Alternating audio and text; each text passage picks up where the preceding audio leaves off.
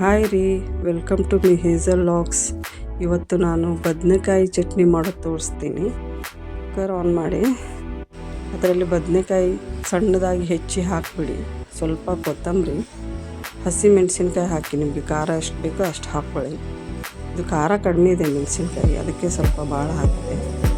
ಇದಾದಮೇಲೆ ಒಂದೆರಡು ದೊಡ್ಡ ಈರುಳ್ಳಿ ಹಾಕ್ಕೊಳ್ಳಿ, ಕಟ್ ಮಾಡಿ. ದೊಡ್ಡ ದೊಡ್ಡ ಪೀಸ್ ಆದರೂ ನಡೀತೆ, ಯಾಕಂದರೆ ಅದು ಬಾಯ್ಲ್ಗೆ ಇಡ್ತೀವಲ್ಲ. 2 ಟೊಮೆಟೊ ಹಾಕಿದ್ರಲ್ಲಿ. ಆಮೇಲೆ ಇದಾದಮೇಲೆ ಸ್ವಲ್ಪ ಅದಕ್ಕೆ ಅರಿಶಿಣ ಹಾಕಬೇಕು.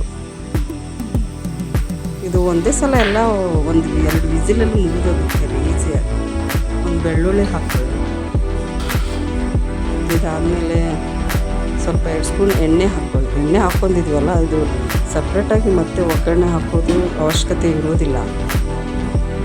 ಆಲ್ರೆಡಿ ಎಣ್ಣೆ ಹಾಕಿಬಿಟ್ಟಿರ್ತೀವಲ್ಲ ಒಂದೇ ಸಲ. 2 ಸ್ಪೂನ್ ಉಪ್ಪು ಅದರಲ್ಲಿ ಒಂದೇ ಸಲ ಹಾಕಿ ಚೆನ್ನಾಗಿ ಮಿಕ್ಸ್ ಮಾಡಿ ಆಮೇಲೆ ಕುಕ್ಕರ್ಗೆ ಲಿಡ್ ಹಾಕ್ಬಿಟ್ಟು, ಇದು ಹಾಕುವಾಗ ಅದಕ್ಕೆ ನಾನು ವಿಸಿಲ್ ಹಚ್ಚಿಲ್ಲ ನೋಡಿ. ಏಕೆಂದರೆ ಸ್ವಲ್ಪ 2-3 ನಿಮಿಷ ಹಾಗೆ ಬಿಟ್ಟರೆ ಅದರಲ್ಲಿ ಏನಾದರೂ ಸಿಕ್ಕಾಕೊಂಡ್ರೂ ಹೊರಗಡೆ ಬರುತ್ತೆ. ಆಮೇಲೆ ಅದು ವಿಸಿಲ್ ಹಚ್ಚಿ, ಅದು ಸೇಫ್ಟಿ ಕೂಡ. ವಿಸಿಲ್ ಆಯಿತು, ಈಗ ಪ್ರೆಷರ್ ತೆಗೆದು ತೆಗಿತಾ ಇದ್ದೀನಿ. ಚೆನ್ನಾಗಿ ಬಾಯ್ಲ್ ಆಗ್ತಿಲ್ಲ. ಇದನ್ನು ಈಗ ರುಬ್ಕೊಳ್ಳಿ.